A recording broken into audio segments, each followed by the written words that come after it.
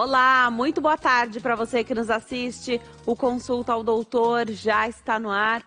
Hoje para falar sobre hérnias. Você está convidado a continuar assistindo ao Consulta ao Doutor. Você sabe que sempre pode participar, sugerir temas e daqui a pouquinho eu te falo como fazer isso, mas desde já o que eu agradeço mais do que a sua audiência e a sua companhia, claro, a sua confiança na nossa escolha de profissionais de excelência para esclarecer as nossas dúvidas todos os dias acerca dos temas que a gente propõe por aqui. Aproveite que a hora é agora para você tirar suas dúvidas sobre hérnia. Nosso convidado, hérnias, né, no plural. Nosso convidado é o Dr. Diego Garcia. Ele é cirurgião do aparelho digestivo. Doutor, estou super feliz de receber aqui. Esse tema gera mesmo muitas dúvidas. Obrigada por ter vindo. Olha, uma boa tarde, Denise, e a todos os que estão nos acompanhando. É um grande prazer poder estar aqui com vocês. Já é a minha terceira vez aqui na casa. Ótimo. Eu que não estava, né? É, verdade. Eu estava de licença maternidade. Exatamente. Tenho meu pituquinho lá em casa. Amanhã ele faz 14 meses. Exatamente. Muito legal. Seja bem-vindo. Muito obrigado. Estou à disposição aí para ajudar a todos que estão acompanhando a gente aí com as dúvidas mais importantes sobre esse tema. Com certeza. Agora, doutor, vamos lá. Todo mundo já ouviu falar sobre hérnia, né? Mas quando a gente coloca no plural, então peraí, as hérnias podem estar aí em que regiões? Hoje a gente vai focar nas hérnias da parede abdominal, é isso? Exatamente, perfeito. Hoje a gente vai conversar bastante, então, sobre as hérnias da parede abdominal, que em geral ocorrem por conta de fraqueza, né, na nossa musculatura.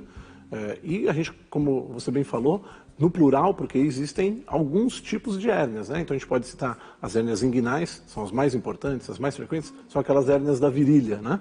As hérnias umbilicais, as hérnias epigástricas.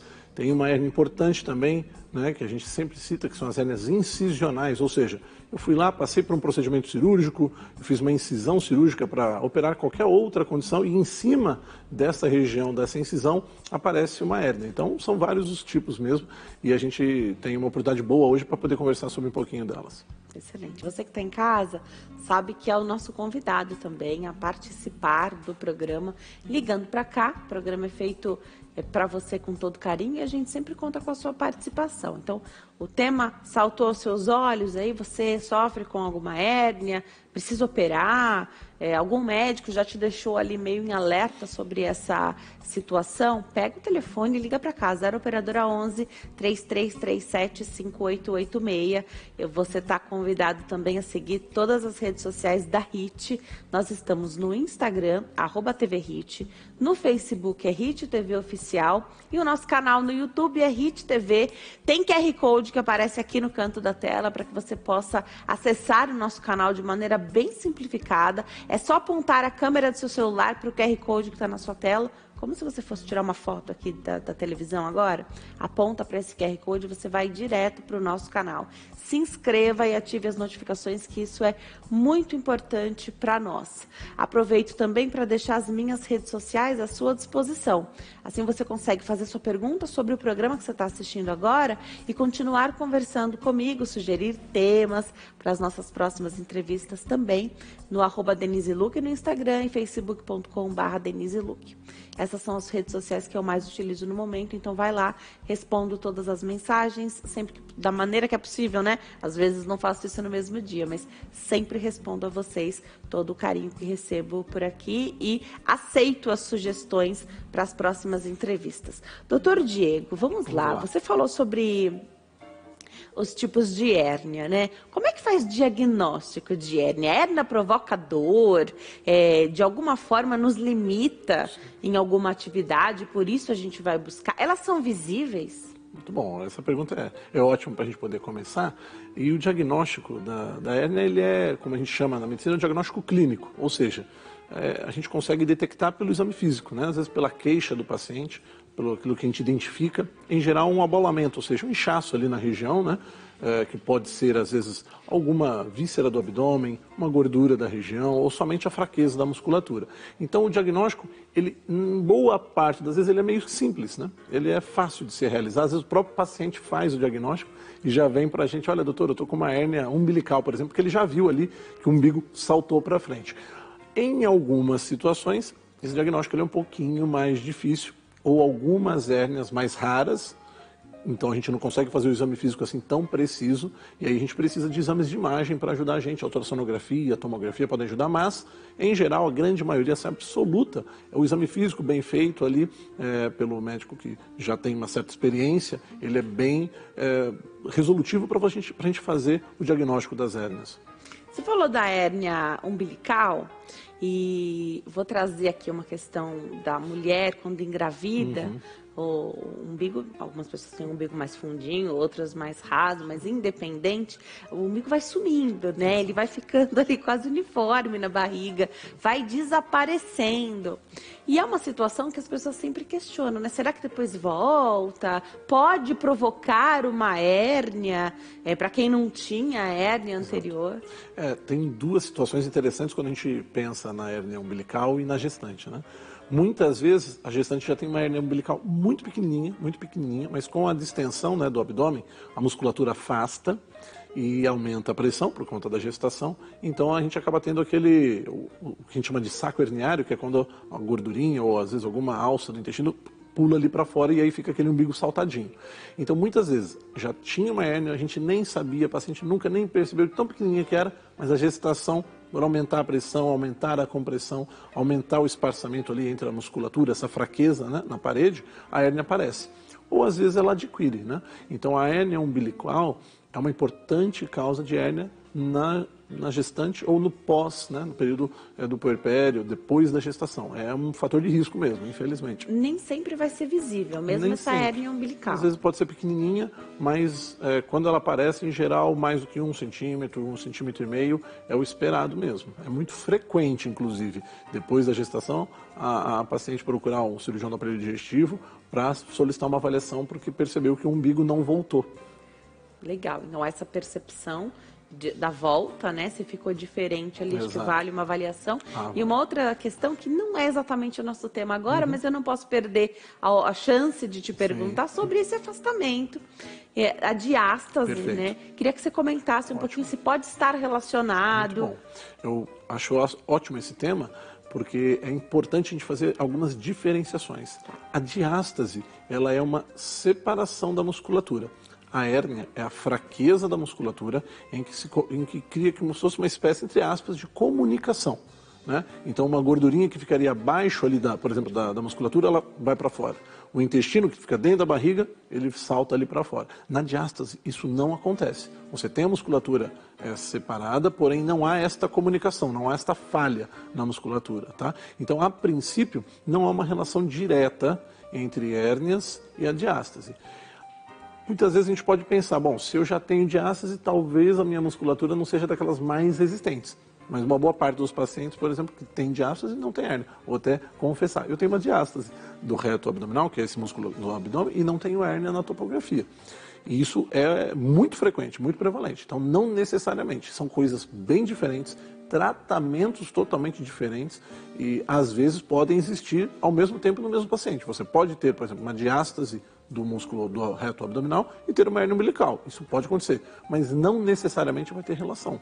A diástase, bom, sendo você homem, ainda não está sujeito a gestações como as mulheres, tendo uma diástase, por isso que as mulheres se queixam tanto dessa fraqueza no pós-parto. A diástase, ela é exacerbada durante a gestação. Assim como as hérnias podem aparecer mais na gestação, a diástase vai ficar com certeza mais saliente por conta do abdômen gravídico, né, que a gente chama. Ou seja, o abdômen vai distender, vai ficar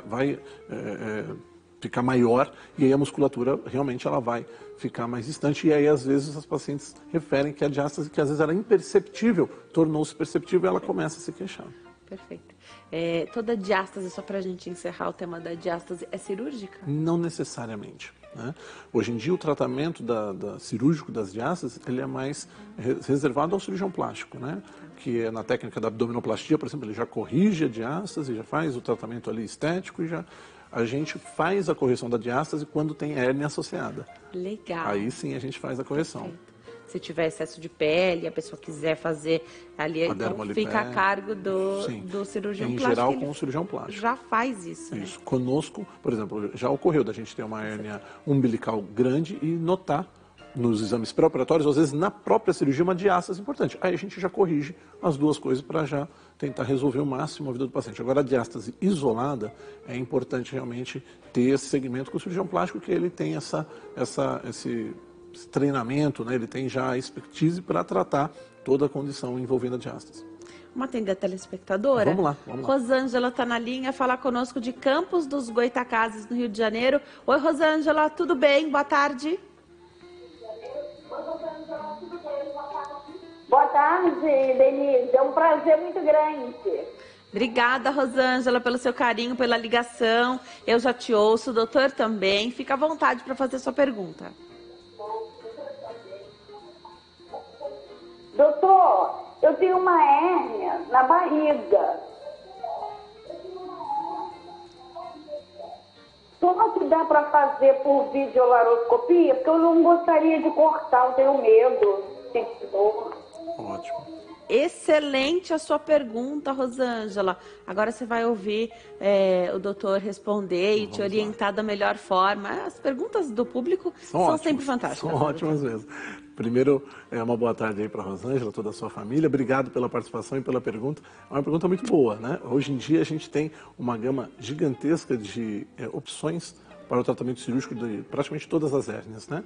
A videolaparoscopia, como a Rosângela colocou para a gente, é realmente uma das opções e hoje em dia ela tem ótimos resultados, né? A gente já tem visto aí ao longo de 10, 15 anos um advento, um crescimento muito grande dessa técnica para tratamento de vários procedimentos abdominais, mas em especial também as hérnias. Para a gente poder responder com mais precisão a pergunta, seria interessante a gente saber exatamente qual é a sua hérnia, né, Rosângela? Que região que ela está, mas de modo geral, sim. Hoje em dia, nós temos várias possibilidades para tratar as hérnias por vídeo. Se for a hérnia da virilha, tem boa chance. As hérnias umbilicais, elas acabam não sendo tão indicadas porque realmente elas são mais superficiais. Aí a videolaparoscopia realmente não tem uma necessidade, porque você vai fazer uma cirurgia ali bem superficial, bem na pele. As hérnias epigástricas, as hérnias incisionais, hoje em dia a gente também tem muita técnica para fazer a videolaparoscopia. Então, sim, é uma opção e essa opção com certeza é válida. Aí o que a gente tem que fazer é a avaliação clínica, precisa passar com o especialista para ele fazer o exame físico, para determinar em conjunto com o paciente qual que vai ser a melhor opção ali para o tratamento. Mas, sem dúvida, a videolaparoscopia para o tratamento das hérnias da parede abdominal chegou para ficar e tem ótimos resultados. Doutor, é diferente quando a gente fala da hérnia umbilical da criança, porque eu acho que espera até uns 2 anos para saber se tem hérnia ou não, né? Eu fiz a lição de casa, porque ainda tem um filho pequeno, a gente acaba trocando figurinha com os pediatras, com os amigos, enfim. Queria que você comentasse se é diferente na criança lá e no adulto. Não, a pergunta também muito boa e com certeza você já está bem ligado aí nos conceitos pediátricos, cirurgia pediátrica, né? É importante. A gente tem um mote, um lema, né, na cirurgia do aparelho digestivo, que é a hérnia diagnosticada é hérnia operada. Ótimo. Ou seja, tem diagnóstico, tem que operar. Pode ser de urgência, ou às vezes pode ser a eletiva, aquela agendada. Só que tem uma exceção para essa regra, que é exatamente na população pediátrica. Então, a hérnia umbilical da criança até 2 anos, pessoal, a gente evita operar, porque a principal causa da hérnia umbilical na criança é uma falha no fechamento da musculatura logo depois que esse bebê nasce. Até 2 anos tem chance dessa hérnia, desse buraquinho fechar e a hérnia desaparecer sem ser necessária a realização de cirurgia. Então, alguns pacientes, realmente, então aí, para a gente recordar, crianças, né? Até 2 anos, a hérnia umbilical, a gente espera um pouquinho, vai acompanhando, e boa parte das vezes, após o 2º ano, essa hérnia fecha e você não precisa operar. Nos demais, a principal realmente tratamento é sempre a cirurgia. É óbvio que existe aí, você vai ter que individualizar, olhar para o seu paciente, olhar para a sua condição, porque tem hérnias que mesmo com indicação cirúrgica, a gente opta às vezes por não mexer, quando o paciente tem algum fator de risco ou quando tem alguma complicação que a gente está tentando prever para essa cirurgia. Mas, em geral, diagnosticou a hérnia, ela tem indicação, exceto nessas 2 situações. Certo. A gente ainda atravessa, ainda que a gente venha observando os números e tenda a dizer que a situação está melhorando, mas a gente atravessa ainda uma pandemia, né? E a gente até conversava um pouquinho antes do programa começar, essa questão de falar de cirurgia eletiva, que dá para programar. Então, diagnosticou, ok, vai operar, mas vamos programar, né? Nós já estamos fazendo aniversário de 1 ano e meio de pandemia. É uma situação que, claro, ninguém esperava, mas eu imagino que muitas pessoas estavam com a cirurgia programada lá em março do ano passado, março de 2020, aí veio a pandemia, então, naquele primeiro momento, as cirurgias foram todas canceladas, só operava quando era urgência, emergência. Como é que fica essa questão das hérnias, tendo passado tanto tempo, né? Porque uma coisa é você planejar 2, 3, 4 meses. Exato. Outra coisa é 1 ano e meio e a gente ainda não sabe quando que a situação vai ser extinguida, né? O decreto aí de pandemia. Exato. Hoje em dia, no atual, hoje, 17 de agosto, Isso. hoje nós já estamos tendo um bom volume de retorno de cirurgias eletivas, né? Mas realmente isso que aconteceu é um fato.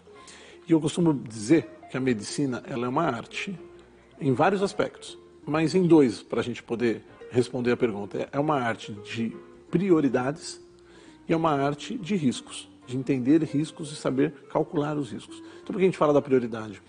Durante a pandemia, nós tivemos várias cirurgias eletivas que foram realmente suspensas. Algumas cirurgias eletivas eram impossíveis de ser suspensas. E a gente teve que, então, priorizar. Então, um paciente oncológico, né, que tinha um câncer no intestino, por exemplo, esse paciente teve que ser operado independente de pandemia. E aí, quando a gente olha, né, a prioridade desse paciente em relação ao paciente com uma hérnia, por exemplo, umbilical, com certeza ele tem maior a prioridade, tem mais prioridade, então nós vamos ali resolver o problema dele. Agora, com o retorno gradual da situação, né, em que a gente ainda sabe que ela realmente não está 100% equacionada, mas em comparação a outros momentos, nós vivemos um momento definitivamente melhor, dá para a gente começar a reprogramar. Então, você que tem a hérnia, tinha o planejamento cirúrgico, acabou não conseguindo, é um momento bom para agora retornar ao seu médico, começar um planejamento. Caso você não queira correr os riscos que ainda existem, porém menores de operar agora, dá para esperar? Com certeza dá para operar, dá para esperar. A dica é, não pode deixar de acompanhar, porque as hérnias, elas são cirurgias eletivas, mas elas podem entrar numa situação de urgência, Denise, que é quando a gente tem o chamado encarceramento ou estrangulamento, que é quando uma parte, por exemplo, do intestino, ele fica preso na hérnia. E isso vira cirurgia de urgência. Não dá para a gente prever quem tem hérnia e vai ter um problema desse e quem tem hérnia e não vai ter. Então, por isso que é importante o acompanhamento. Então, se você já se sente bem, já se sente seguro, teu médico, tua médica já te deu essa segurança de operar agora, já tem o hospital, quiser operar, dá para operar sem o menor problema. Não quero, estou com um pouco de receio, isso também está certo, então dá para esperar um pouquinho, desde que faça esse acompanhamento para a gente tentar evitar ao máximo as urgências decorrentes das hérnias. Quero saber quais são essas urgências, né? Como é que isso se transforma numa urgência? Já já você me fala.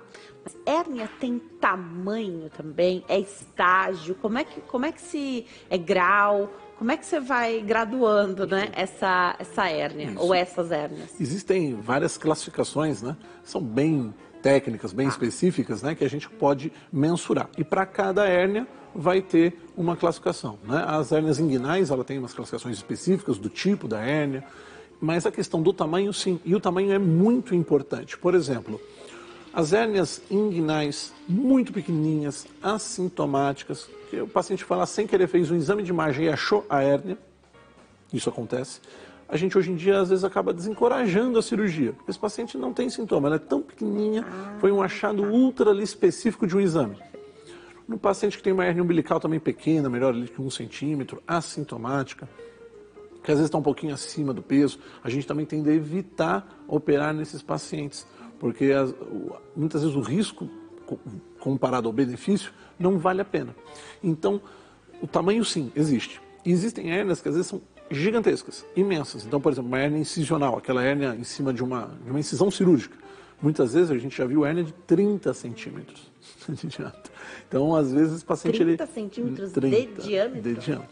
De um lado ao outro. Então, muitas vezes, o paciente ele não tem mais musculatura para você conseguir refazer a parede dele.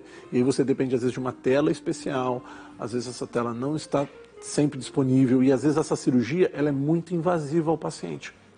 E, então, ao invés de ajudar, muitas vezes você piora a situação. Ou seja, tem que individualizar. Tem que olhar paciente por paciente, entender a condição de cada um, entender a situação clínica de cada um, para você indicar precisamente a cirurgia e não indicar quando não for o melhor para ele. Então a hérnia, ela enfraquece tanto a musculatura que você precisa de uma outra estrutura para refazer aquilo. Ótima pergunta. Hoje em dia, a gente preconiza que, não vou dizer para a maioria, mas para a imensa maioria das hérnias, a gente utiliza uma tela, que é um material, é um corpo estranho, que a gente aplica sobre essa região, depois de corrigir o defeito, depois que a gente corrige o buraquinho da hérnia, a gente coloca uma tela, que é uma tela que vai ajudar a fortalecer. Ela não faz uma resistência física, como se fosse uma grade de uma janela, não é isso. Ela faz uma inflamação, uma fibrose na região e deixa o músculo mais duro, mais espesso, e aí impede da hérnia aparecer novamente. Tá? Então, hoje em dia, para praticamente todas as cirurgias, não vamos dizer 100%, que 100% de medicina nunca dá certo, mas para praticamente todas, para a imensa maioria, a gente utiliza essa tela que faz essa reação de cicatrização local e deixa o músculo ali mais resistente, mais forte, para tentar evitar que a hérnia recidive, que a hérnia retorne, porque isso também pode acontecer. Pode acontecer a volta dessa hérnia. Pode. Eu vou me preparar para dar um recado, doutor. Você falou de obesidade como um fator, tanto que a gente sempre conversa aqui, que dificulta sempre qualquer cirurgia que a pessoa precise passar. O obeso, ele sempre tem um risco agregado maior, né? Mas eu quero saber se a obesidade, então o excesso de peso, às vezes nem é uma obesidade num grau elevado, mas para aquela pessoa fez muita diferença. Aqueles quilinhos a mais fazem mais diferença. Se pode piorar e se piora, quais que pioram mais? Explica um pouquinho enquanto eu chego até lá. A questão da obesidade e as hérnias são muito importantes porque, muitas vezes, com o aumento do peso, o aumento do panículo adiposo, a pressão sobre o conteúdo herniário, sobre essa falha da musculatura, né, sobre essa musculatura fraca, aumenta muito e aí você pode ter uma hérnia, um aparecimento de uma hérnia ou uma piora da hérnia que você já tem. Um outro detalhe importante é que muitas vezes, para a gente corrigir a hérnia e diminuir o risco dela recidivar, ou seja, dela voltar, o paciente precisa perder um pouquinho de peso para a gente diminuir essa pressão que eu estou citando para vocês agora, para você ter um melhor resultado. Então, quando a gente tem uma hérnia e às vezes a gente está acima do peso, está numa obesidade, muitas vezes a gente preconiza perder peso, emagrecer, para depois, num segundo momento, realizar o procedimento cirúrgico. Vou para o intervalo, no próximo bloco tem mais bate-papo e eu estou te esperando.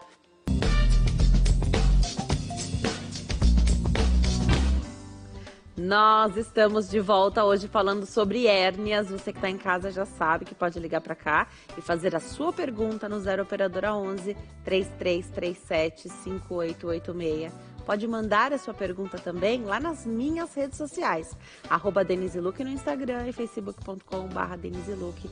Vou ficar feliz de conseguir te ajudar passando a sua pergunta, fazendo esse meio de campo aqui com o nosso convidado, Dr. Diego Garcia, que é cirurgião do aparelho digestivo e hoje explica tudo para nós sobre hérnias.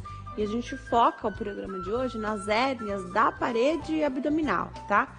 Tem outras hérnias, mas hoje a gente foca nessas que são muito importantes. Agora, doutor, você falou da obesidade, então, como uma questão, né? E que esse enfraquecimento, né? Então, essa situação, essas hérnias podem se tornar mais complicadas e provocar até uma emergência. Exato. Corre para o hospital porque tem uma situação.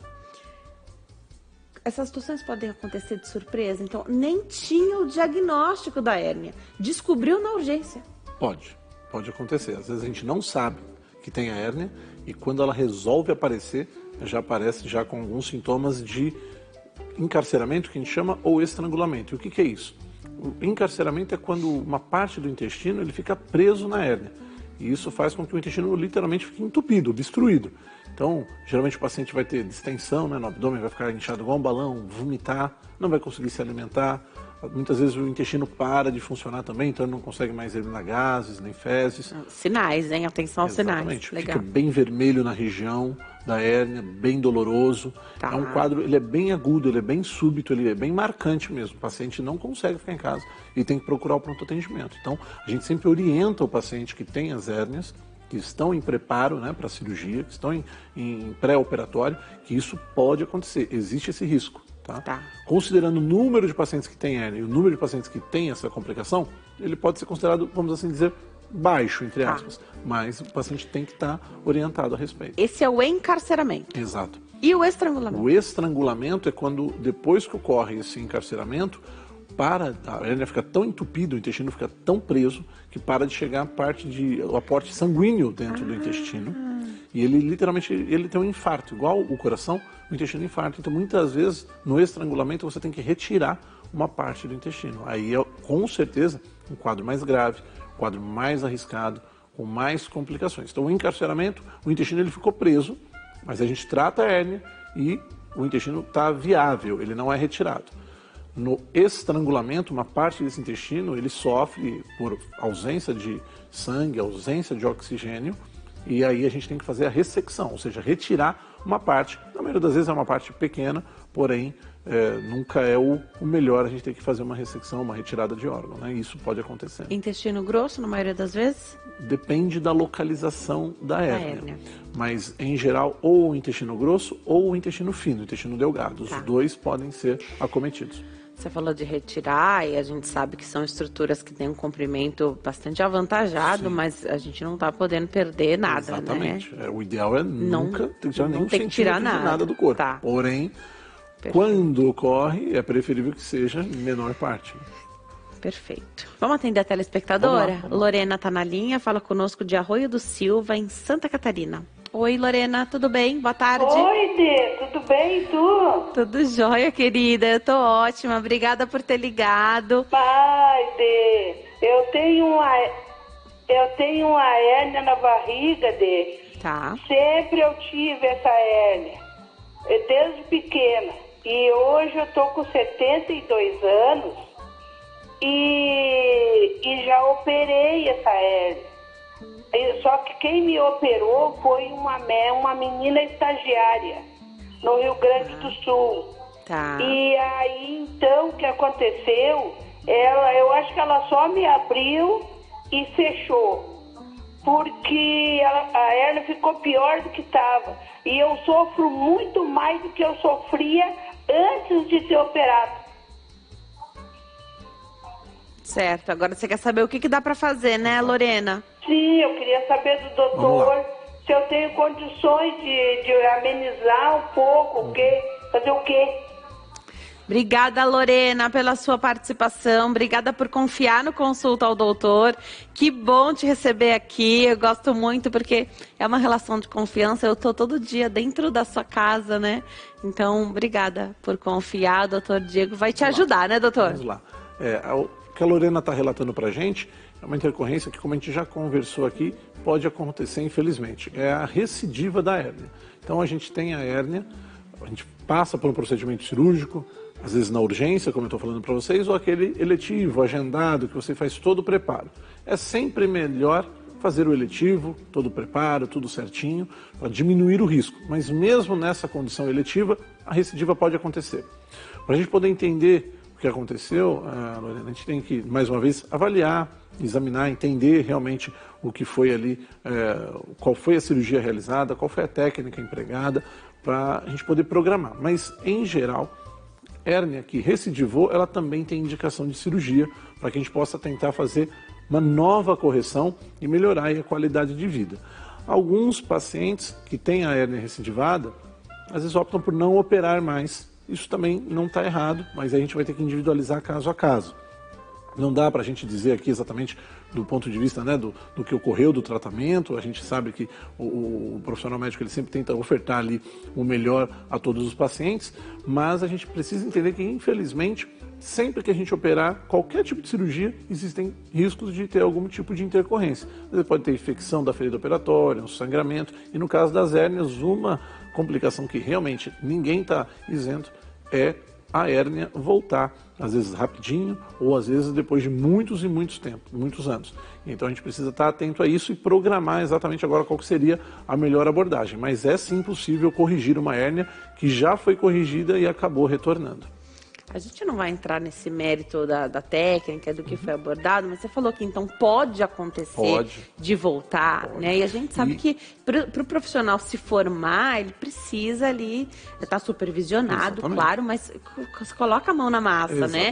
Então, essa situação de, às vezes, um profissional menos experiente operar em hospitais escola, em alguns serviços, isso acontece mesmo e não significa que foi algo mal feito. Com certeza, eu trabalho em alguns deles, inclusive, e trabalhei também, já fui também um médico formado já, que estava na residência, no treinamento. Então, a recidiva, ela não necessariamente quer dizer que houve algum tipo de falha ou algum tipo de problema ali do ponto de vista da técnica. A recidiva pode ocorrer você fazendo tudo perfeito, tudo certinho, e mesmo assim ainda pode ocorrer. E realmente, nesses serviços em que você citou, Denise, por vezes o atendimento ele é até superior, vamos assim dizer, aos hospitais normais, entre aspas, por conta dessa demanda, por conta do número maior de profissionais que está ali à disposição do paciente. Então, em diversos locais que a gente trabalha, a gente tem essa experiência que realmente, às vezes, a experiência do paciente é mais legal, ele fica mais feliz por ter uma equipe maior, mais próxima, né?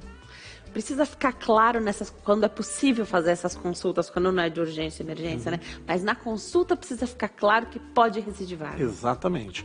E eu acho que essa é uma dica que a gente sempre dá para os nossos colegas que estão em formação, ou até que já se formaram, que já estão...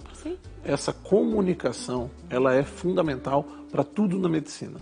Principalmente quando você vai falar de procedimento cirúrgico. Ele, de todo jeito, pode ser uma hernia pequenininha no umbigo ou uma hernia gigantesca, ele é invasivo, sempre vai ser invasivo, tem anestesia envolvida, tem riscos nessa anestesia, tem a cirurgia propriamente dita que tem seus riscos, tem outras complicações que não tem nada a ver com a cirurgia, não tem nada a ver com a anestesia, mas que podem também nos sobrevir. Então, isso tem que estar sempre bem orientado, o paciente tem que estar ciente disso e tirar todas as dúvidas, esclarecer isso com o profissional. Vamos atender a telespectadora? Está na linha Ana Paula, fala conosco de Mojimirim, São Paulo. Oi, Ana Paula, tudo bem? Boa tarde. Boa tarde, tudo bem? Tudo jóia, bem-vindo à consulta, fica à vontade. Eu queria perguntar, eu tive hérnia há uns 3 anos. Queima muito, é horrível. É da cirurgia ou é um outro tratamento que eu tenho que fazer? Você já operou e tem essa queimação, é isso? Sim, eu operei 3 anos. Faz 3 anos. Em que região que é a sua hérnia, Ana Paula? Umbilical. Umbilical, tá joia.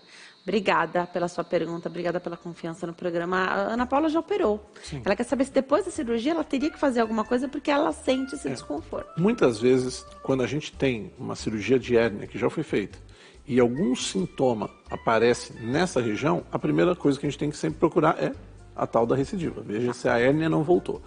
Existem alguns indícios, principalmente para hérnias da virilha, as hérnias inguinais, de uma dor crônica que se estabelece pela incisão, né? Para você manipular a musculatura, às vezes um nervo de sensibilidade ele acaba sendo acometido durante o procedimento, porque às vezes é microscópico. E alguns pacientes relatam, sim, episódios de dor crônica. A primeira coisa seria avaliar realmente se a hérnia voltou, se seria essa dor crônica, ou outras causas de dor abdominal que não necessariamente têm a ver com a hérnia. Tá? Então, sempre que tem esse histórico de uma cirurgia já realizada e uma queixa no local, essas 3 possibilidades ela passa pela cabeça do médico e a investigação precisa ser feita. Obviamente, o exame físico que a gente precisaria realizar para poder dizer com mais precisão, já daria uma informação muito grande para a gente nesse sentido. De tocar a região. De tocar, examinar, fazer os testes. A gente pede para o paciente fazer um esforço na região do abdômen, fazer força, para ver se a hérnia pula ou não. E, principalmente, quando já é operada a região, a gente às vezes parte também para os exames de imagem, que ajudam muito na elucidação. Que seriam quais exames? Hoje em dia a gente aplica ou a ultrassonografia da parede do abdômen, ou a tomografia, né, do abdômen, e nessa tomografia muitas vezes a gente pede para fazer essa manobra de compressão abdominal. O paciente ele faz força, força, força e faz a tomografia para a gente tentar pegar exatamente esse momento da hérnia aparecendo ali. Então é um recurso que a gente pode utilizar para determinadas situações, mas principalmente quando a gente pensa em recidiva ou hérnias muito complexas, a imagem está sempre indicada. O que tornaria uma hérnia mais complexa do ponto de vista da cirurgia? O tamanho, localização, se tem estruturas dentro dela. Então, por exemplo, eu já vi uma hérnia uma vez que ela era tão grande, tão grande, tão grande, que tinha boa parte do intestino e uma parte do fígado dentro da hérnia. Então, olha, né, o grau do desafio. Outra vez pegamos uma hérnia que a bexiga urinária estava dentro da hérnia, uma hérnia baixa, muito grande, muito volumosa. Então, isso tornaria uma hérnia complexa. Às vezes, a condição clínica do paciente. Então, ele tem uma hérnia grandona, por exemplo, mas já tem um problema no coração, problema no pulmão, problema no rim. Então, isso acaba tornando o procedimento de mais risco, mais complexo. A obesidade é disparadamente também um fator de complicação, que a gente já citou um pouquinho, né? Mas existem vários outros. O tabagismo, quem tosse muito. Então, são situações que a gente acaba tendo maior risco.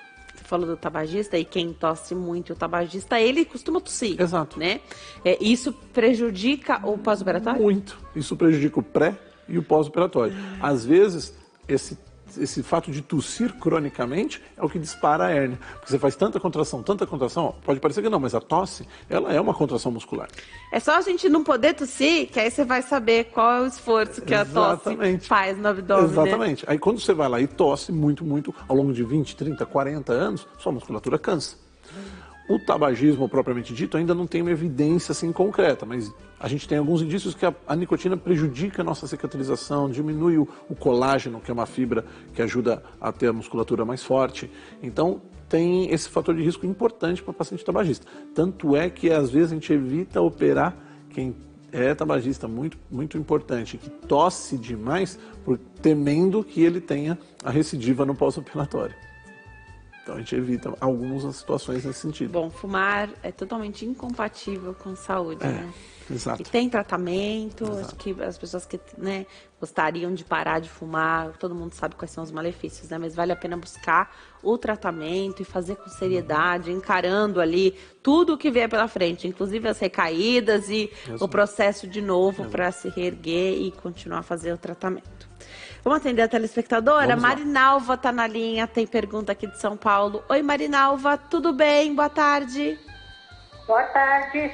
Bem-vinda ao Consulta ao Doutor. Eu gostaria de fazer uma pergunta para o doutor. Pode perguntar. Eu tenho 80 anos e eu estou esperando só a Prevent me ligar para fazer uma cirurgia. E é aqui embaixo da barriga. Como eu tenho a barriga caída, o médico vai fazer pelos furinhos. Tá. E eu gostaria de saber se tem mais perigo, se tem anestesia geral.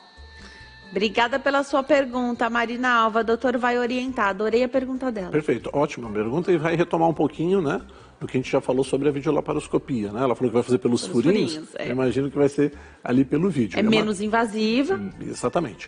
Tem um detalhe que a gente tem que ponderar aqui. Realmente ela citou um ponto. É necessário a intubação, ou seja, é necessário a anestesia geral.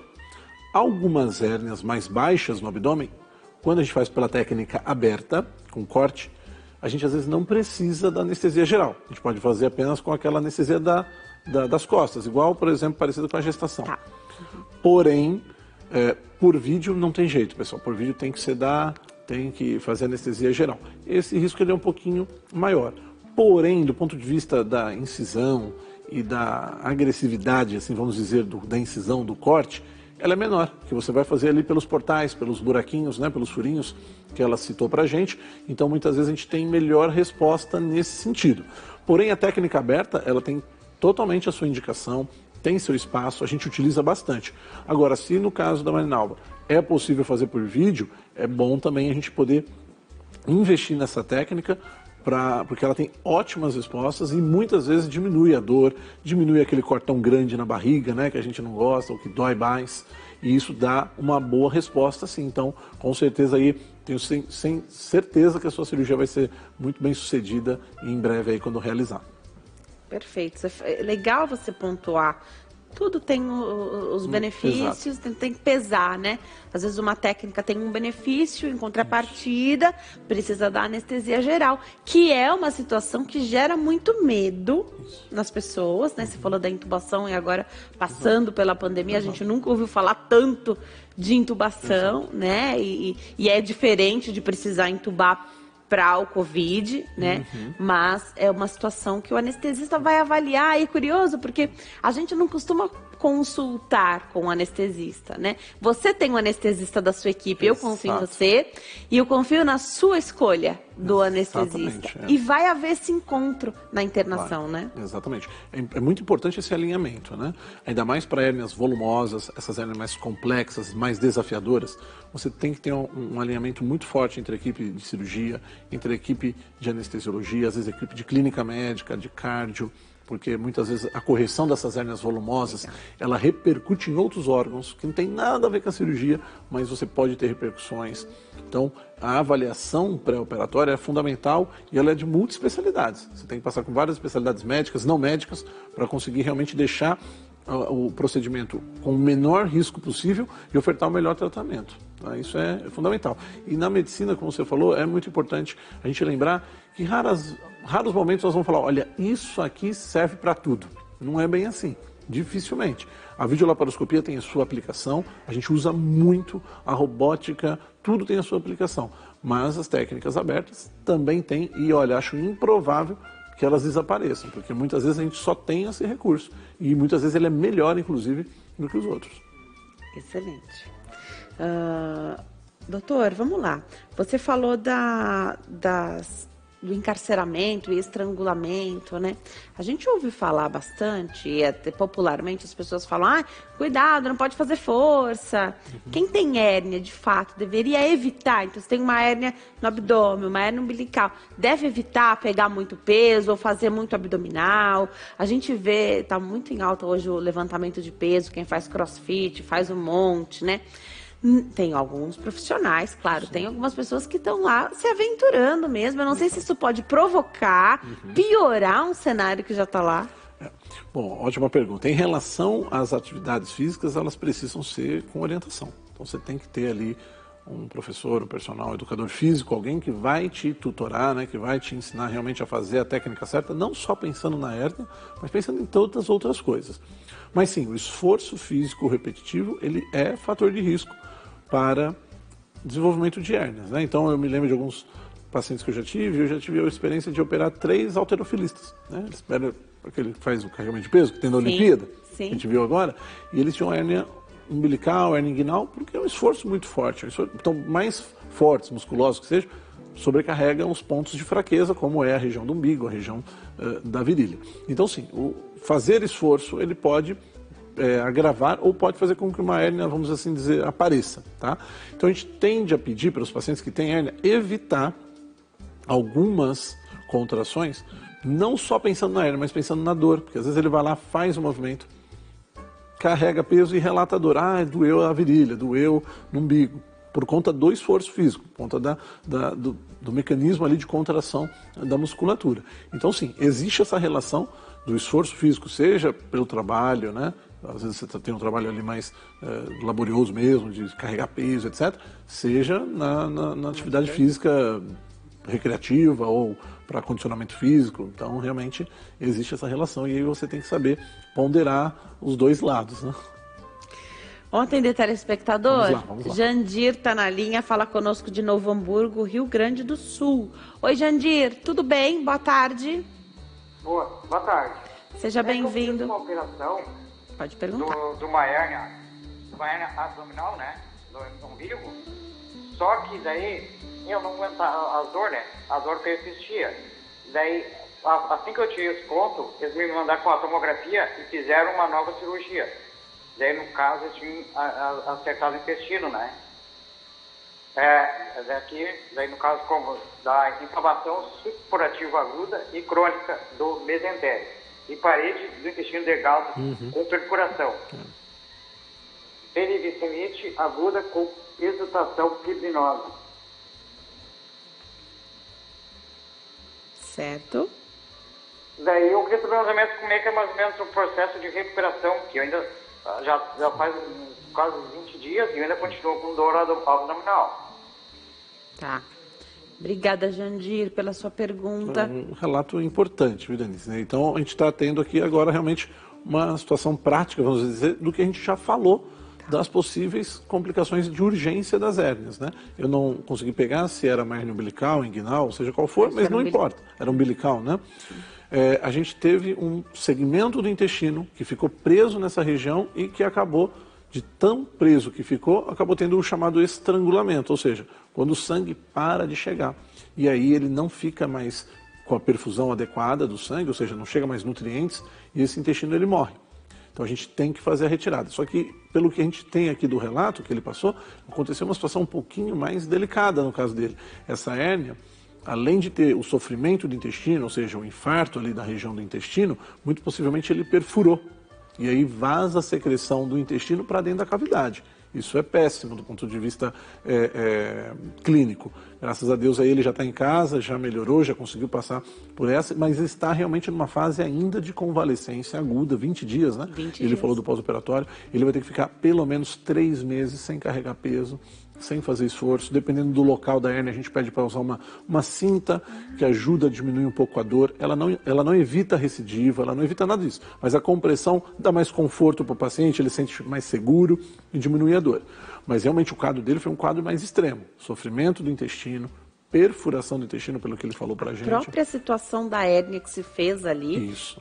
Teve uma perfuração. O intestino fica com as paredes fracas e perfura. Então, foi uma cirurgia com certeza de urgência ali no caso dele, sem a menor dúvida. E é interessante a gente poder ter o relato dele para reforçar e lembrar realmente a importância do conhecimento dessa condição e do acompanhamento médico para o seu tratamento quando indicado. Excelente. Às vezes pega de surpresa mesmo, mas para quem aqui agudo. acho que vale prestar atenção, anteninha aí ligada, para quem já tinha indicação, já tinha feito um planejamento lá março do ano passado, quando a pandemia começou, para voltar, fazer esse check-up. Se quiser aguardar, não tem problema, mas com responsabilidade, acompanhar, né? Não deixar simplesmente assim, porque as situações podem acontecer e aí não dá, às vezes, nem para escolher que hospital você vai na emergência, né? É o mais perto da sua casa. Exatamente. Legal. Doutora, a gente já ouviu falar aqui no Consulta ao Doutor de uma situação que pode acontecer depois de qualquer procedimento cirúrgico, mesmo os menos invasivos, eu acredito que aconteça menos, mas as aderências. Opa. E aí você falou de pode operar e depois pode recidivar e pode operar de novo. Eu quero saber como que ficam essas situações. Ótimo. Então aqui, mulher que já teve uma cirurgia abdominal, já fez uma cesárea, às vezes já operou uma hérnia, depois faz uma abdominoplastia. Isso. Conta um pouquinho pra gente. Olha, as aderências, né, são uma resposta inflamatória, vamos assim dizer, de cicatrização do intestino, que gera como se fosse literalmente uma aderência entre as alças do intestino delgado, principalmente. Ninguém, até hoje, sabe quantos 1000 anos de medicina tradicional e 2 séculos pelo menos da medicina moderna, sabe o porquê isso acontece. E ninguém sabe como evitar. Então não tem jeito. Eu costumo dizer para os meus pacientes que Deus não fez a barriga para ser aberta. Quando a gente entra, a resposta inflamatória ali da cicatrização gruda tudo e muitas vezes vai gerar aderência. Em alguns pacientes, a aderência é mínima ou nem aparece. Em outros, essa aderência é máxima. A gente também não sabe muito bem. Alguns dados a gente sabe. Cirurgias mais graves, mais de urgência, com perfuração como essa que a gente falou agora, tem maior risco, sim, de você ter a presença de aderências. Não tem jeito. As hérnias, exceto nessas hérnias como nós tivemos agora, que são graves, com perfuração do intestino, com contaminação da cavidade, em geral elas não geram aderência. Por quê? Porque para você gerar aderência, você precisa violar, entre aspas, a gente fala, a cavidade, ou seja, entrar dentro da barriga. A hérnia, ela fica fora, ou seja, na musculatura. A hérnia a gente não mexe por dentro, exceto quando a gente opera por vídeo. Existem 2 técnicas por vídeo. Tem uma técnica por vídeo que você entra dentro da barriga. Aí, se manipular muito, pode aumentar o risco das aderências. Mas, para te responder a pergunta, em geral, as aderências não são responsabilidade das cirurgias de hérnia. Elas são responsabilidade de outras cirurgias, ginecológica, cirurgias da infância, mas que você entrou dentro da barriga. teve que fazer manipulação e de urgência com um quadro mais grave, com certeza é muito pior. Quando um paciente já fez várias cirurgias na barriga e ele resolve operar uma hérnia, aí sim ela é mais difícil, porque aí sim tem as aderências que repercutem no seu tratamento. Mas a hérnia, propriamente dito, para gerar aderências dentro da barriga, tem que ser uma hérnia muito complexa, que você violou a cavidade, que você entrou lá dentro da barriga, entrou dentro da cavidade, mexeu com tudo, como o caso que a gente teve agora o relato. Aí vai ter aderência. Agora aquela que você pega, bonitinha, né? Pequenininha, que você faz só pela superfície, ou até mesmo por vídeo, que você entra mais rápido o procedimento, aí a chance de ter aderências é bem menor. Quando é urgência, emergência, não faz por vídeo. Hoje em dia a gente consegue fazer tudo por vídeo, mas muitas vezes, na urgência... Como paciente... nesse caso, se tivesse feito por vídeo, teria que abrir do mesmo jeito. Exatamente. Possivelmente, a gente não sabe, mas ele já tinha um grau de, que a gente chama de sepse, né? Ou seja, de inflamação ou infecção generalizada. A perfuração do intestino é igual a essa infecção generalizada. E muitas vezes o paciente está grave, está crítico. E o vídeo, quando a gente faz o vídeo, muitas vezes a gente piora essa condição. Porque a gente tem que fazer algumas técnicas, aí, coisa bem técnica, que piora a parte da respiração, piora a parte da frequência cardíaca, da pressão. Então, muitas vezes a gente vai para a técnica aberta se o paciente não tolera. Mas se o paciente estiver, como a gente chama de estável, né, estável, com os sinais vitais preservados, dá para operar por vídeo também, sim. Joia. A gente encerra o bloco com a pergunta da Rose, nossa telespectadora, que está esperando na linha para fazer a pergunta dela aqui de São Paulo. Oi, Rose, tudo bem? Boa tarde. Oi, boa tarde. Seja bem-vinda. O programa está muito bom hoje. Olha, meu marido operou das duas hérnias faz 10 anos. E agora voltou abaixo do umbigo. E tá grandinha, sabe? Tá grande. Ele tá aguardando uma cirurgia pelo SUS, que a gente não tem condições de pagar. E essa cirurgia, ele diz que não dói, sabe? Ele trabalha num serviço um pouco bruto, assim, na lavoura, na roça. E qual o procedimento na hora dele fazer essa cirurgia? Qual seria o procedimento para ele fazer isso, essa cirurgia, por favor? Obrigada, Rose, pela sua pergunta. Vamos fazer o seguinte, a gente vai para o intervalo. Perfeito. No próximo bloco a gente volta com a resposta da nossa telespectadora que fez a pergunta dela para o marido. Até já. Combinado.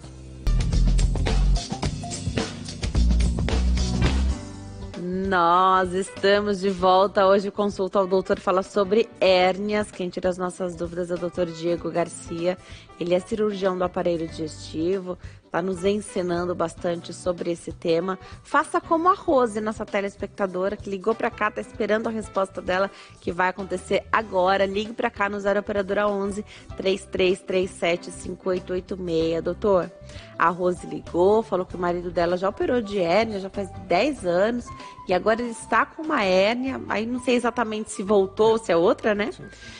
Tá grandinha até, e tá esperando para fazer pelo SUS, trabalha com trabalho pesado, e já um gancho para a gente falar da recuperação, né, do pós-operatório, mas explica um pouquinho para a gente, faz cirurgia, você falou das vantagens, né, de fazer a cirurgia por videolaparoscopia, tem algum procedimento especial, como é que faz? Em geral, a gente, tendo a recidiva, ela tem indicação de ser reoperada, ainda mais com paciente sintomático, se a hérnia for grande. Então, no caso, pelo que a gente pegou aqui das informações, realmente teria a indicação.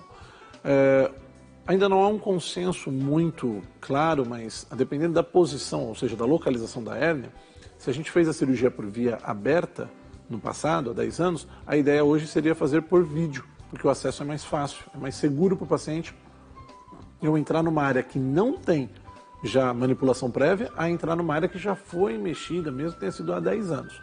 Então, teria que ver se é uma hérnia, por exemplo, inguinal. Se for umbilical, a gente acaba fazendo tudo pelo mesmo acesso mesmo, a via aberta, que vai facilitar, exceto nas hérnias mais volumosas ou epigástricas associadas, aí a vídeo também ajuda bastante a gente, tá? Nesse sentido, ela é muito eficaz. Essa cirurgia de recidiva, assim como a cirurgia sem ter sido recidiva, a recuperação é praticamente a mesma. Então, a gente vai sempre preconizar 3 meses sem carregar peso, sem fazer esforço. Se for hérnia no umbigo, se for hérnia epigástrica, incisional, epigástrica é que ela fica em cima do umbigo, né? A gente acabou não falando. O uso da cinta ajuda bastante para diminuir um pouquinho a dor, diminuir o desconforto, dar mais segurança ali para o paciente. evitar pegar peso, evitar carregar, fazer esforço. Alimentação, tudo isso aí é normal, liberado. Pode e deve fazer caminhada, desde que seja no plano. Umas coisas que os pacientes sempre perguntam, escada. Escada é uma vilã, né? Porque ela é um esforço, não deixa de ser. Eu sempre tento orientar, olha, evita ao máximo. A gente sabe que às vezes é incompatível, né? Porque para você entrar na casa precisa passar a escada. Então tenta evitar sempre, vai bem devagarinho, um passinho por vez, né? Isso facilita. Uma vez eu vi um paciente que a família tinha ali conseguiu se organizar, eles fizeram meio que um transporte ali, ele passou pela escada tranquilo. Legal. Mas tem que tomar cuidado com a segurança disso. Então, se não der para fazer isso, não tem problema, vai um passinho de cada vez, sempre caminhar para ativar a circulação, mas evitar grandes esforços, evitar subida, rampa, evitar, né, qualquer coisa que dê muita contração, porque aí a gente aumenta o risco da recidiva. Cuidado da ferida, sempre limpeza, pessoal. Água e sabão, não precisa passar nada, né? Às vezes os pacientes perguntam, eu vou passar... Não passar. Limpeza, água e sabão é a melhor coisa. O curativo, em geral, a gente deixa 48 horas, na maioria das vezes. Depois, se a ferida estiver sequinha, pode deixar ele já descoberto. E a retirada de pontos, quando é necessário, porque às vezes a gente faz os pontos por dentro, aí não precisa tirar. Em geral, 2 semanas, que é o tempo mais ou menos do retorno do pós-operatório, tá? E aí depois a gente preconiza mais uma consulta com 30 dias e uma consulta com 90, se estiver tudo bem e o paciente está de alta.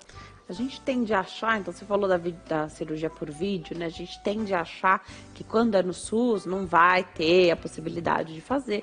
E pela essa sua última fala, ficou muito claro que nem sempre a melhor opção, especialmente em recidivas, é a videolaparoscopia. Tudo vai depender do paciente, tudo vai depender do caso e a gente vai individualizar. A gente tem uma gama muito grande, né, do acesso hoje à videolaparoscopia, inclusive no SUS. Tá. A gente tem diversos locais em São Paulo que a gente opera as hérnias pelo SUS por videolaparoscopia, mas vai depender do paciente, a vontade, o desejo do paciente. Você vai ter que expor para ele, olha, a vídeo com certeza envolve anestesia geral, intubação. Às vezes você pensa, doutor, eu não quero, dá para fazer aquela ali das costas rapidinho. Perfeito. Então, tá errado? Não tá. A gente tem a gama. O que a gente tem que fazer? Aquilo que é melhor para o paciente, aquilo que a gente sabe e aquilo que a gente tem recurso. É esse que é o certo. Excelente. Tem cirurgia robótica, já que você falou de recurso, né? E também precisa de treinamento, o médico tem que estar treinado para fazer a robótica. Exato. Tem que ter o robô no hospital que você vai fazer. Claro que aí essa é uma situação que ainda não é acessível para todos, né? Não. O robô no aparelho digestivo, ele está crescendo bastante. Ele ainda não está tão consagrado quanto em outras áreas. Aí tem outras áreas que já está assim, olha, o robô é ótimo. Para nós, no aparelho digestivo, está engatinhando, está começando, mas já é uma realidade. Então, nós temos diversos hospitais aqui que fazem as cirurgias por robô. Inclusive, para a hérnia inguinal, o robô tem uma vantagem, ele dá uma visão para a gente que a vídeo não dá e a técnica aberta também não dá. Isso ajuda muito o cirurgião. E aí, obviamente, o gargalo é que você tem que ter o treinamento e o material. E realmente é um material caro, né? Depende de uma estrutura logística, financeira bem intensa, os planos também não cobrem, então tem a maioria não, mas tem uma dificuldade ali ainda para isso. Mas tem alguns pacientes que gostam, preferem, os resultados são bons, então ele também tem a sua indicação, tem a sua aplicação, a gente espera que aí para a próxima década possivelmente ele ganhe espaço maior. E só para deixar claro, não é o robô que opera. Não. É o médico. Isso. É o médico. Isso é perfeito. O robô, ele é um acessório, vamos assim dizer. O médico, ele comanda a cirurgia, muito confortável, por sinal, é uma das grandes vantagens para o médico. Ergonômico, né? Super ergonômico, então ele fica sentadinho ali e ele manuseia o robô. E aí o robô faz o que a gente precisa, né? Evita aquele tremor, faz uma movimentação precisa, economiza os movimentos, ele dá uma precisão boa para a gente. Esses recursos, às vezes, do visual do vídeo ali, ele ajuda muito, mas realmente demanda um custo maior, uma estrutura maior, e sempre bom lembrar que fica esse médico no comando, mas fica sempre um médico no campo. Então, se alguma intercorrência ocorrer, você tem um médico no campo cirúrgico. Então, pelo menos sempre a gente opera em 2 pessoas, no mínimo. Vocês nunca operam sozinhos, né? Nunca, jamais. Não pode, até pelo conselho, tudo. Sempre são 2 médicos isso eu digo, né, o aparelho digestivo é bem documentado, então 2 médicos sempre presentes, pelo menos, às vezes 3, às vezes 4, dependendo da situação. Perfeito. 2 médicos, digo, da cirurgia do aparelho digestivo, né, sempre presentes em sala. Porque sempre tem um anestesista, que também Sim, é um médico, é né? outra Então especialidade. tem um terceiro médico. Exatamente, Legal. exatamente. Muito bom. Eu falei não é o robô que opera, porque eu já recebi essa pergunta aqui. Mas como assim o robô que opera? A gente ainda não chegou nesse nível de tecnologia. Talvez um dia a gente tenha lá, tipo Star Wars, né? Que vai lá e opera, mas por não, enquanto a ainda gente não. depende da habilidade do médico. o ser humano que opera a ser máquina. humano que opera essa máquina, que traz uns recursos que são muito favoráveis, né? E acho que o principal, porque a gente está falando aqui, você falou de ergonomia, né? Alguém que está em casa pode falar, nossa, mas uma cirurgia, o médico opera várias pessoas por dia, ele pode operar, e cirurgias podem ser muito longas. Pode, às vezes a cirurgia pode ser 10 minutos, às vezes pode ser de horas, interminável. Então a postura, a posição ali mais confortável, com certeza é algo interessante para o especialista. Vou me preparar para dar um recado. Enquanto eu chego até lá, doutor, você falou Bom, tudo a gente sabe que é uma troca, né? Então a gente troca uma condição de saúde que está prejudicando por uma cicatriz. Exato. Às vezes é uma situação estética que te incomoda, com certeza ela vai deixar uma cicatriz. Pode ser num lugar muito escondidinho, sua cicatrização pode ser ótima, mas ela está lá. E cicatriz é sempre uma situação que gera dúvidas. Explica um pouquinho, então, se dá para esconder essa cicatriz, se ajuda quando é aberto ou se ajuda quando é por vídeo, enquanto eu chego até lá, por favor. Perfeito. Tá. Essa pergunta é muito importante, que é uma das grandes diferenças das técnicas que a gente chama minimamente invasivas, né, ou seja, por vídeo, pela robótica, em comparação com as técnicas abertas. As técnicas por vídeo, a gente vai ter incisões menores, né, logo vai ter cicatriz menor e a gente vai conseguir ter um resultado estético melhor para o paciente. Tá? Algumas hérnias, mesmo que pela técnica aberta, você consegue esconder também a incisão maior pela sutura intradérmica, que a gente fala, que são aqueles pontos por dentro, que dá um resultado estético também bem legal. Então, sim, existe essa questão relacionada com a cicatrização e pela videolaparoscopia, com certeza o resultado ele é melhor. Eu vou voltar a conversar com o doutor Diego. Doutor, se a gente pudesse dizer, não sei se é muito correto fazer essa avaliação, mas vou te perguntar mesmo assim. Das hérnias que a gente está conversando aqui hoje, se puder elencar o que é mais grave, o que encarcera ou estrangula mais, qual seria? Legal. Gostei bastante dessa pergunta, que é interessante, por conta que a gente já viu de tudo na medicina, né? Então, em geral, as hérnias umbilicais, elas são mais tranquilas mesmo, mas já operamos hérnias umbilicais extremamente complexas. As hérnias inguinais, vamos dizer assim, estariam no meio termo ali, mais ou menos, tal. A gente acabou não citando um pouquinho, acabou passando, as hérnias femorais. As hérnias femorais ficam próximo ali da virilha, mas um pouquinho abaixo, mais perto ali da coxa. Também, muitas vezes, são ali de um desafio mais intermediário. As hérnias incisionais, se a gente for falar, né, grosso modo, de modo geral, realmente são as mais desafiadoras. Muitas vezes, como a gente já falou, elas são gigantes, mais de 30 centímetros, e às vezes até a cirurgia não tem como ser realizada nesses casos. As hérnias epigástricas costumam ser um pouquinho mais tranquilas, então das hérnias da parede, citando aí essas principais que a gente falou, eu acho que eu elencaria a hérnia incisional como a mais perigosa, a mais desafiadora. Porém, para algumas condições, essas hérnias menores, elas são piores do que as hérnias grandonas. Às vezes o encarceramento ele é mais arriscado numa hérnia pequenininha do que numa hérnia grandona. Veja, numa hérnia grandona o intestino tem espaço para ficar passeando por ali. Numa hérnia que o buraquinho é menor, às vezes se ela ficar presa, ela já não consegue voltar e a cirurgia de urgência pode ocorrer. Tudo relativo, porém, considerando o somatório aí de tudo, com certeza a hérnia incisional é mais difícil, é mais desafiadora. Estava tudo bem antes da incisão, é depois que a incisão foi feita, então, nessa cicatrização, porque houve o rompimento do músculo ali para esse acesso, daí não há mais, o músculo não volta, ele não se refaz, e daí se dá o problema da hérnia incisional. Em geral, ela vai se formar 3 meses depois da cirurgia. Então é um negócio mais para frente, ou às vezes bem mais para frente. Mas tem que ter ocorrido algum tipo de incisão, algum tipo de corte, por vídeo ou aberto. Vídeo também pode fazer hérnia incisional. Então, cortou a musculatura, né, abriu a cavidade, entrou na cavidade, manipulou, fechou, o fato de eu fazer isso é risco e pode ocorrer. A gente costuma dizer que nas cirurgias eletivas, 15 a 20% risco de hérnia incisional. E nas cirurgias de urgência, às vezes vai até 30% o risco de hérnia incisional. É grande, pensa, quantas cirurgias de urgência estão sendo feitas agora? Sim. 30% desses pacientes podem ter hérnia incisional. E não tem nada a ver com a técnica na hora de ir fazendo camada por camada esse fechamento? A gente tem que fazer a técnica certa. Quando a gente considera que a técnica certa foi realizada, aí a gente vai pensar em outros fatores. Às vezes a cicatrização do paciente não é muito adequada. Às vezes uma infecção ou uma inflamação que ele pegou antes, durante ou depois da cirurgia piora.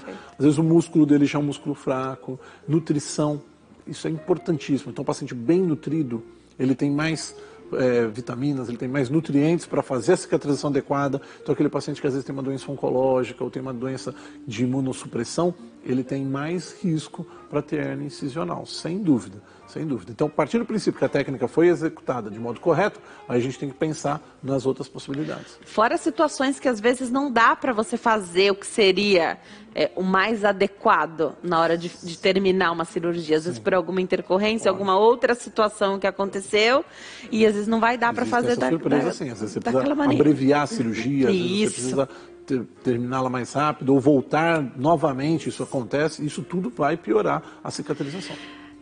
Especialmente em cirurgias abdominais, e aqui eu vou reforçar a cesárea, mas podia ser outra, até mesmo depois que a mulher pode querer fazer uma abdominoplastia, geralmente costuma-se usar a mesma incisão ali, o mesmo corte, às vezes até se melhora a cicatrização ali. A segunda entrada pode ficar mais exposto. Então, são situações que a gente precisa estar ciente dessa porcentagem aí? Sempre tem que estar orientado que fiz um corte, violei a cavidade, eu posso ter hérnia incisional. Na urgência, esse risco é maior. Então, ou em múltiplas cirurgias. Então, na segunda, terceira, quarta cirurgia, seja qual for a razão, com certeza você já vai enfrentar uma musculatura que já foi mexida, que já foi manipulada e que pode estar mais enfraquecida. Gostei quando você falou da tela, que aliás é um dos recursos utilizados nesse tipo de hérnia, né? Mas para o que mais essa tela serve, doutor? Olha, a tela a gente pode colocar muitas vezes para corrigir hérnias e existem alguns colegas que advogam para evitar a hérnia. É um pouco polêmico. Tem gente que acha que isso pode ser feito, tem gente que acha que não. Tem espaço na literatura médica para as duas possibilidades. Perfeito. Existe uma outra condição, que também chama-se hérnia, mas não tem nada a ver com essas hérnias que a gente está falando, que são as hérnias de hiato. É uma fraqueza do músculo diafragma, né, que separa o estômago do esôfago. Então, esse buraquinho ele alarga, o estômago às vezes pula para cima e fica tendo refluxo, queimação. Hoje em dia a gente usa um pouquinho menos. Já usamos muito no passado a telinha. Então, a gente vai lá, corrige esse buraco e põe uma tela para tentar proteger. Faz por endoscopia? Faz por videolaparoscopia ou técnica aberta, mas hoje em dia de preferência vídeo, sem dúvida. Tá? A gente vai lá, coloca essa telinha para proteger essa região e impedir o aparecimento dessa hérnia nessa região. Mas ela é principalmente muito utilizada para a parede do abdômen. É uma tela diferente, essa tela do estômago que eu falei, não é a mesma que a gente utiliza, mas o princípio acaba sendo o mesmo. Excelente. Para encerrar, você falou da recuperação, do pós-operatório, né, os 3 meses sem carregar peso. Mas e o tempo de internação, doutor? Dá para prever? Dá. Em geral, nas hérnias eletivas, né, aquela agendada, bonitinha, tudo perfeito, o paciente opera, se no dia seguinte ele estiver bem, vai para casa.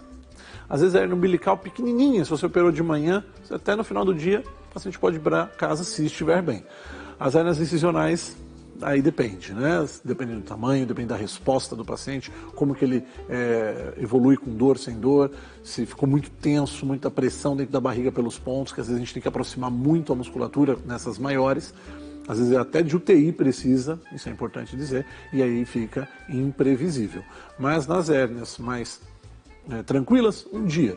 Agora, quando a gente vai para a urgência, em que às vezes, por exemplo, quando nós tivemos o caso aqui do nosso ouvinte que teve que fazer retirada do intestino, aí às vezes a internação é mais prolongada porque você tem que acompanhar essa parte. Aí vai para em torno de 5 a 7 dias de internação, caso ocorra tudo bem. Mas considerando eletiva versus urgência, seriam mais ou menos esses os tempos. Se na urgência não teve que retirar o intestino, o paciente está bem, foi só a hérnia, ficou presa, o intestino está viável, em 1 a 2 dias ele vai para casa também.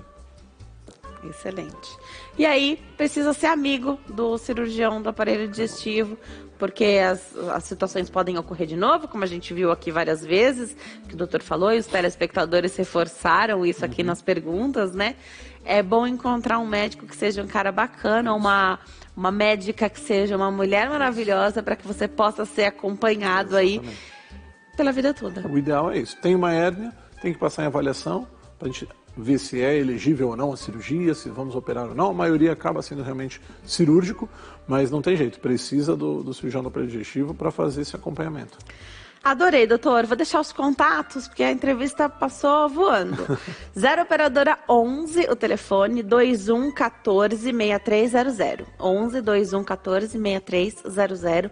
E tem o Instagram do doutor, que é @DiegoMonoGarcia. @DiegoMonoGarcia. Obrigado, doutor.